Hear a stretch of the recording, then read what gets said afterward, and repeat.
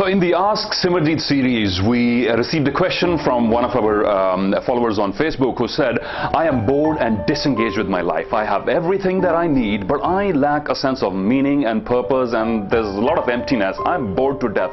Is there a way out? Can you help? And if you, the viewer, can relate with this question, then this video is for you. Let's talk about boredom, one of the single biggest problems on planet Earth, the disengagement. We got studies on disengaged employees, disengaged teenagers, disengaged students, and ladies and gentlemen, there's been research, credible research, to prove that boredom can kill. There's been a study in Great Britain which said, which tracked civil servants and over a 10-year period of time, which said bored folks, listen, bored folks are twice as likely to die early than other folks who are engaged with their lives. So, let me start by saying this, what I believe in personally. We did not come to planet Earth to be bored, right? We came here for adventure, for meaning, to push the human race forward, to expand our collective consciousness.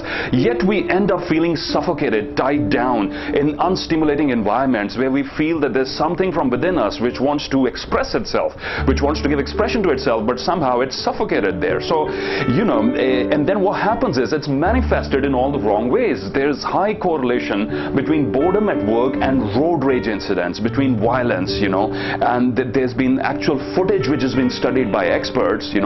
Part of the reason which triggered this video is a documentary that I watched which was called Boredom by BBC, and they have footage, and I've been able to relate it with riots in other places around the world as well. Rioters are having the time of their lives. You don't see them angry, you don't see them sad, you see some of them smiling, actually enjoying being out there on the streets and rioting, and breaking into stores. And there was footage from the BBC about the riots in London which were triggered after the death of a black teenager, and you could see people smiling. And in the riots in India, in Haryana recently, have present the same story. So what is within us, that's been held back, that is manifesting in all the wrong ways, whether it's road rage, whether it's crime. They say the single most dangerous thing on planet Earth is a bored teenager. So boredom, ladies and gentlemen, can be very, very dangerous to your health as well. There's high correlation between boredom and increased cortisol levels, increased irritability, and things like that. So I think you will give yourselves and those around you a big gift, right, if you're able to engage yourselves more with life. So we've talked about the problem a little bit. I want to talk about the solution as well. From boredom to engagement, right? The first thing I want to share with you today is this: learn to be a self-starter. Ladies and gentlemen, learn to become a self-starter. Now here's the thing, the power of initiative. What this means is that you're not waiting for instructions from someone else, that you're not at the receiving end, you're not sharing the victim story with the world. You're taking action, you're coming up with new ideas, you are taking the initiative to do something new. But here's the thing, and this video series on our website is a prime example. We had no clue how it's going to shape up, but I took initiative along with a team of committed people. Thank you all guys for being a part of this. And when we started out, we had no clue who's going to be a part of it, what's the location going to be, and how it's going to take the final shape. But here's the power of initiation. Once you step forward, what happens is scattered energy, scattered resources, scattered connections, everything that was scattered before can now be narrowed down into something concrete that gives you a sense of mission. There's a famous author, Dr. Viktor Frankl, who wrote a book I suggest everyone who's suffering from boredom or disengagement should read it. It's called Man's Search for Meaning.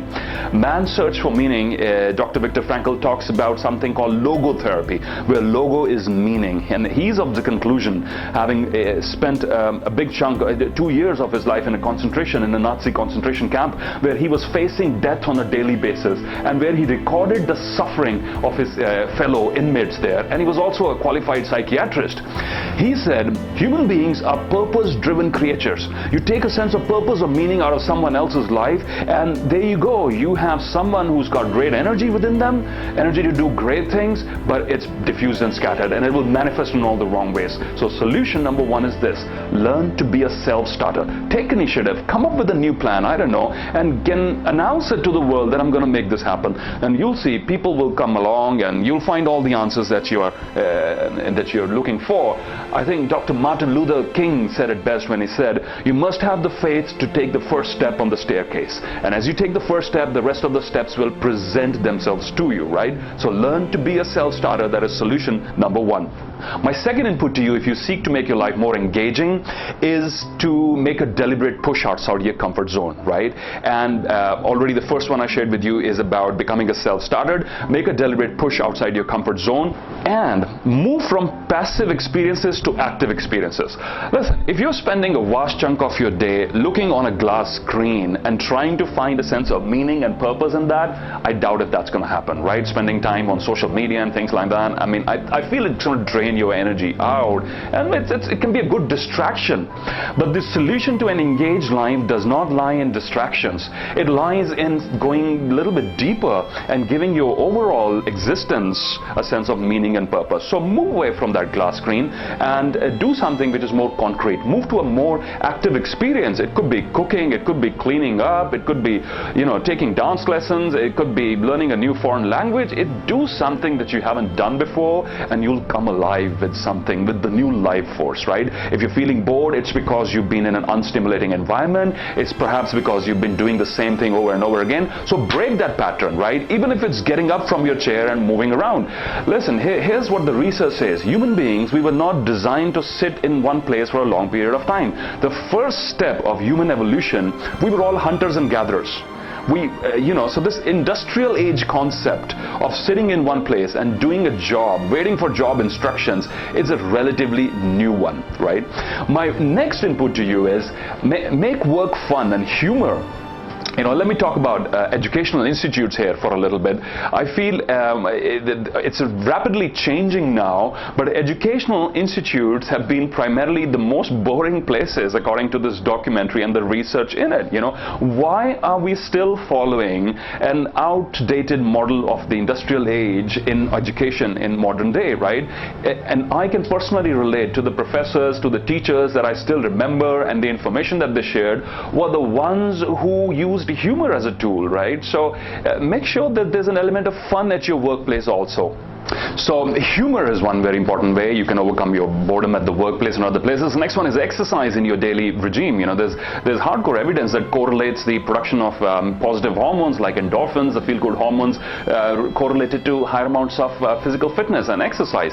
Let me share an example with you here of the world's oldest marathon runner. This gentleman is called Simerjeet Singh. He's 104 years old right now, and he almost had slipped into depression when he lost his son, his wife and his daughter in quick succession in India, and he moved to join his son in the UK, and this was when he was in his late 60s. It was a huge cultural shift for him. He didn't have a lot to do. After having spent about 1 year doing nothing, sitting at home, he realized, I'm just going to go back to India. I can't live here any longer, because he had no social connections or anything. And then one fine day he went out for a walk, and the next day he started jogging and then running. Ladies and gentlemen, this gentleman, the world's oldest marathon runner, Simerjeet Singh, started professional running at the age of 81 or 82, something like that, and now he's 104 and he's still running, right? Because he says, and a lot of journalists have asked him various questions, and in one particular interview he was asked, what do you run for? What do you get out of this? He said, running has given my life a sense of meaning and purpose.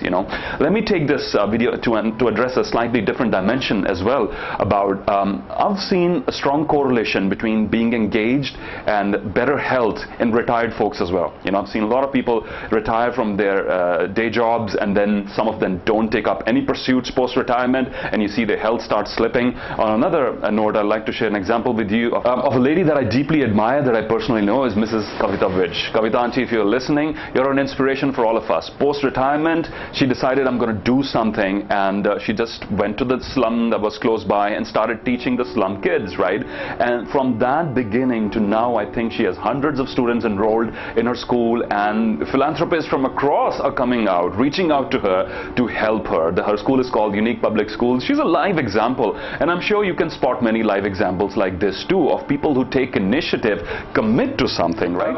We human beings have a huge desire to make a difference to the world around us. You know, in Maslow's hierarchy of needs, this desire to contribute to the society is very, very high. So take out the time to be a part of non-profit projects, volunteer for something, and you're going to feel better about yourself. So allow me to summarize here. Boredom can be deadly, it can be fatal. There's enough evidence to correlate boredom with health problems and hundreds of other issues. Number two, I believe in you did not come to planet Earth to be bored. You came here to have fun, to have adventure. So find out ways. My solution number one was become a self-starter. Take initiative, take risks, you know, go execute those plans, put those dreams into action, reach out and take the first step, right? Volunteer for non-profit projects, exercise, move around, do something, right? I believe that the richest place on planet Earth are not the banks or the vaults where all the money is kept, is deep within your soul, where all your dormant ideas, your business ideas, your unwritten books, your unsung songs and all those things lie. Take the first step to make those things a reality. And I would like to finish by sharing these powerful words from Rabindranath Tagore, the Nobel laureate poet from Bengal, India, about taking action on the things that truly matter to us. He said, "Spring has passed and summer has gone. Winter is here, and the song that I meant to sing remains unsung because I've spent my time stringing and unstringing my instrument. Because I have spent my time stringing and unstringing my instrument." So get up and take action on the things that are truly important to you, because your time here is limited. Ladies and gentlemen, your most precious currency ever is your time and your energy. Use it well. Thank you for watching.